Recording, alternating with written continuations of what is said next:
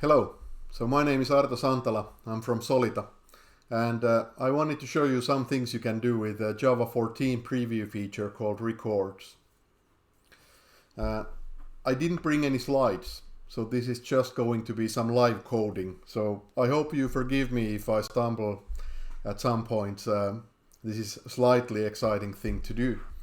Anyways, what I have here is very simple Java application, so it's called pfaker.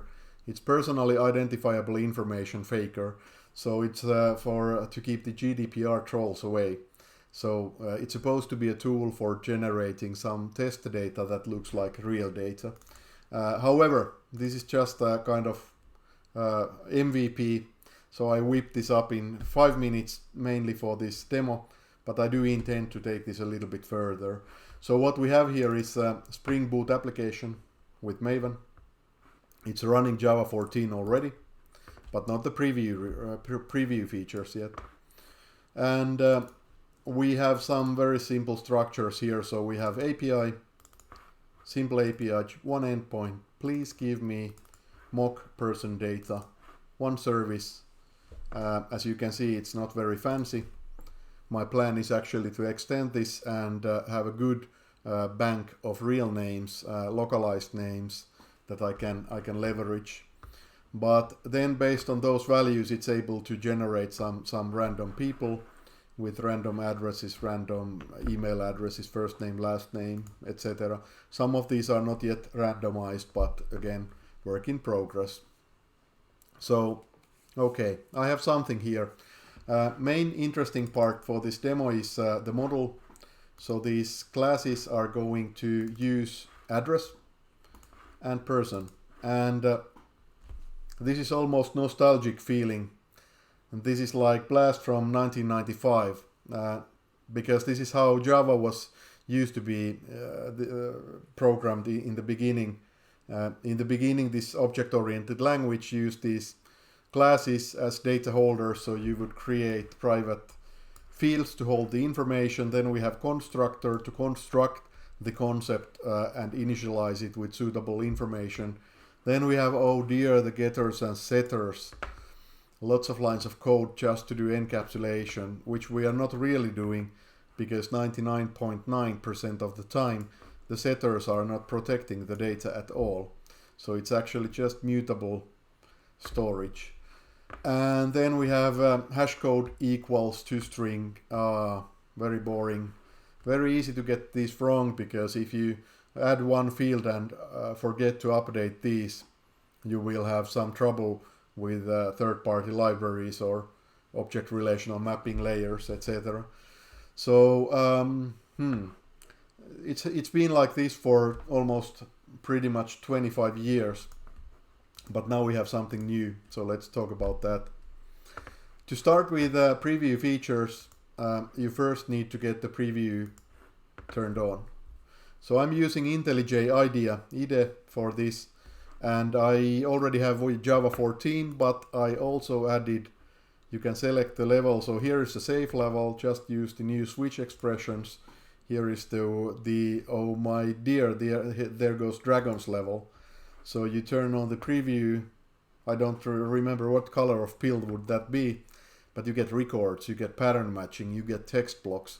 So all the stuff that's probably at some point going to be standard, but now it's cutting edge, crazy stuff, okay? And in my case, I actually needed to do it here as well for some reason. This was out of sync and I had earlier version here. But now I'm running Java 14 cutting edge with preview features enabled and latest version of IntelliJ. So if you are doing this on command line, it's kind of easier. You just say -- enable preview from the compiler and from the runtime, and then you have to have Java 14 at least as your runtime and as your release level. Okay.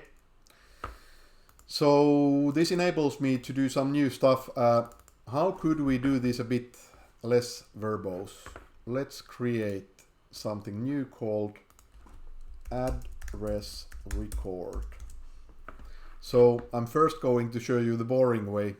Yeah, you can just say I'm able to do a class and then change it to record. So this is a trick that works even in IDEs that don't directly support creation of this new type. I'm later going to show you another way. So here's a record. Record is a new keyword that you can use instead of class, instead of interface to define a data holder class. So it's already documenting intent. And then we can and we must define the constructor here. So here's a trick I'm going to do. I'm going to grab these and just copy them here. That's it. So it's basically a list of your constructor parameters. If you are doing something like I'm doing, so you're actually migrating legacy code to record, you have to be a bit careful and mindful to persist the same order of parameters, because otherwise things might get messy, especially if the types match, like in this case. But I just did a straight copy paste, and that's all I needed to bring along from the old class. Now I have all the same functionality with just a one-liner, so I've got all these. It might not work exactly the same, but it has the same capability. So let's do person next. Person is a little bit bigger holder. We have a bit more places here. So this time I'm not going to create Java class, because we also have, well, not I start with that, but we also have this one. So IntelliJ 2020 version has a preview feature of record, which might of course change, but probably it will just grow. It's pretty cool stuff. So let's do person record. And by the way, I wouldn't really name these record in normal cases, but in this case I just want to keep the old versions next to them, so that's why these get the record extension. But saying that this is a record, I'm like double coding the type information, which is not typically necessary. So okay, I have a record. What do I actually have? Let's compile this.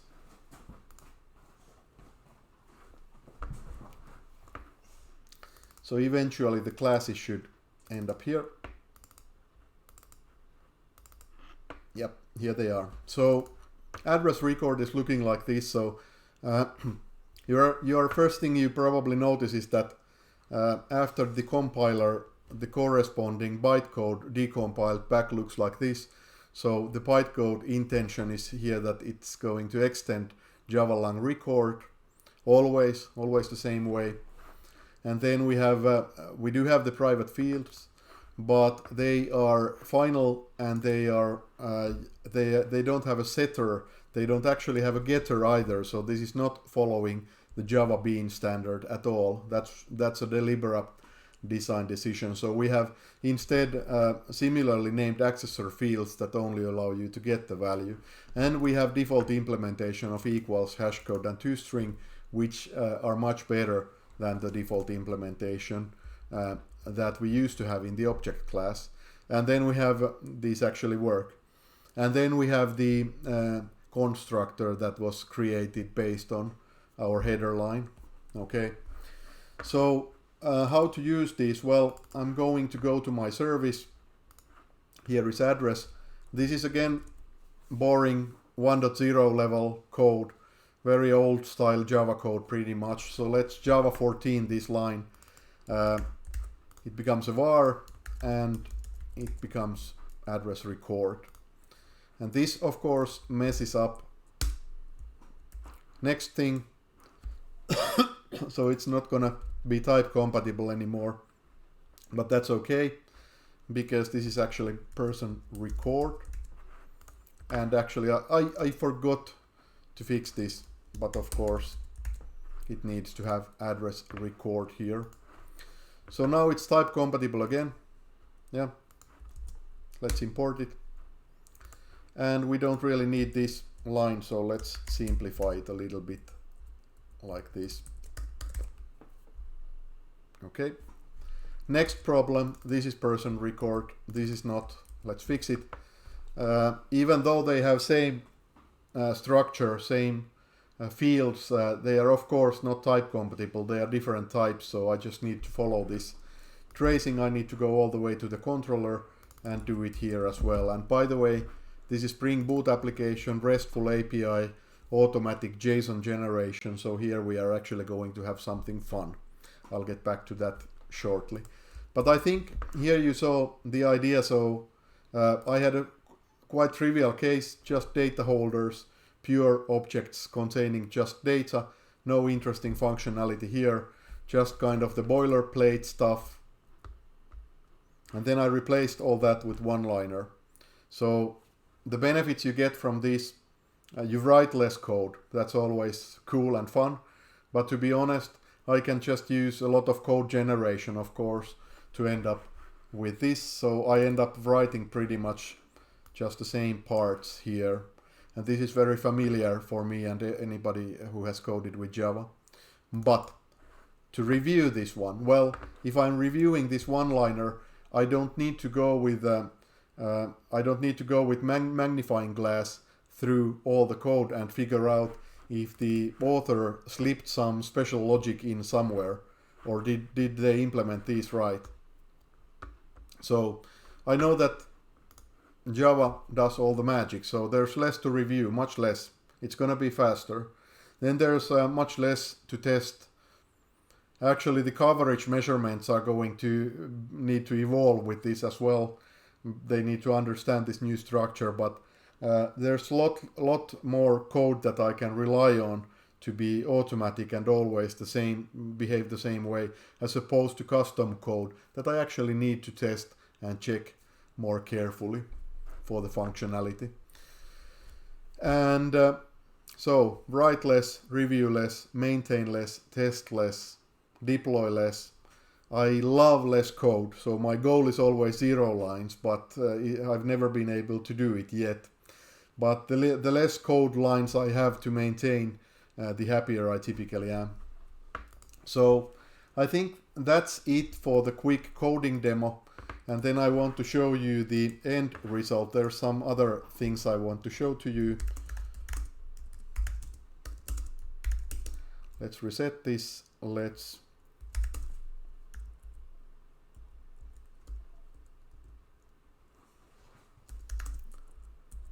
go back a bit.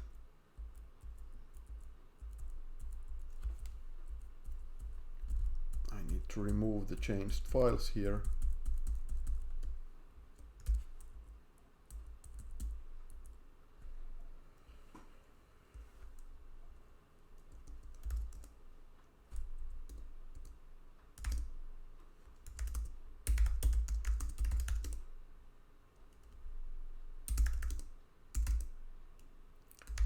Let's see if so I prepared a little bit of code for the master branch. I went back in time a little bit to show this to you. I have removed the record, so sorry, I have removed the old classes, so now I only have the record, so this is now cleaned up. I added up one little thing, so currently Spring Boot is not happy with the records. It's not able to auto-magically generate the JSON out of them. So I think this was the quickest fix that I could find. There's better fixes. One would be to create an automatic serializer and register it. That would always see that, this is a record, I know what to do. Because records are trivial to serialize to JSON most of the time. Hopefully Spring Framework will at some point actually have this built in, because serializing record is much more straightforward than serializing a class. So it's just a bit new stuff, not used yet by many, so the support is lacking. But you can fix it like this. It's not optimal, it's not very pretty, but it works. So I'm going to now Maven clean package this. So Maven clean package. So to get this through, you need another little trick that I'm going to show to you. It's here. So I have this Maven file, POM file for the project. I was using Java 14, but the stuff that I'm using now is more cutting edge. Java 14 is not enough, so we need to enable the preview. And I have done it here. So I have registered compiler plugin, latest version available right now, and I have defined that release level is 14, and preview is enabled. So now compiler knows to accept the new features. I can do crazy stuff now with the compiler. And Surefire plugin also requires same parameter. So after that we are able to compile, test, package the solution with the preview features enabled, running the tests there. Finally I have defined the main class so that I'm able to show the last step, which is here. So I have a jar file containing the solution. I'm enabling the preview on command line again, and if I didn't mess up too badly, then I should be able to now run Java 14 with the preview features and use the records in Spring Boot. And as you saw, I did some magic to have the JSON serialization work for them, but it was kind of minor magic, not so much yet. Unfortunately, it's polluting the models, so I would rather get rid of those perhaps in some advanced studies. And finally, there's of course another point and direction. How do you combine records with database? But it's not topic for today. Possibly I'll do another session on it. There's plenty good ones already available. Depends on how you want to do your database. So finally, here is the result. So I have browser, I'm going to my endpoint, and every time I refresh I get a new object. So this is not any magic here. This is kind of what you would expect based on the code, but the magic is that this is now provided with Java 14 records, which I'm running. And similarly, I could add pattern matching features from preview, and I could add multi-line strings now from the preview. This is all you need, and I think this is actually pretty cool stuff. I cannot wait to see when I get to use these in a real customer project. Unfortunately, we don't have any cutting edge project enough yet to run with enable preview, but at some point you don't need to enable preview anymore. You just need to have the latest Java virtual machine available, and a lot of them are already running Java 14 because that's a good platform that makes sense. But this is kind of the next step waiting for you once you have got through the initial shock. So I hope you enjoyed it. This was a little kind of intermediate depth dive to records, and if you got hooked, if you got interested by watching this, there's a lot of similar presentations already available in YouTube, a lot of blog articles. I would also like to promote our developer blog dev.solita.fi. So if you go there, there's a lot of good content already, and some of the new Java features have already found their way there as well. If you want to, rather than check a video, if you would like to read something and copy paste some code snippets, there's plenty of those, and there will be more. So go check that out. So I think hopefully you were educated, possibly entertained. Thanks for listening this. Goodbye and happy coding.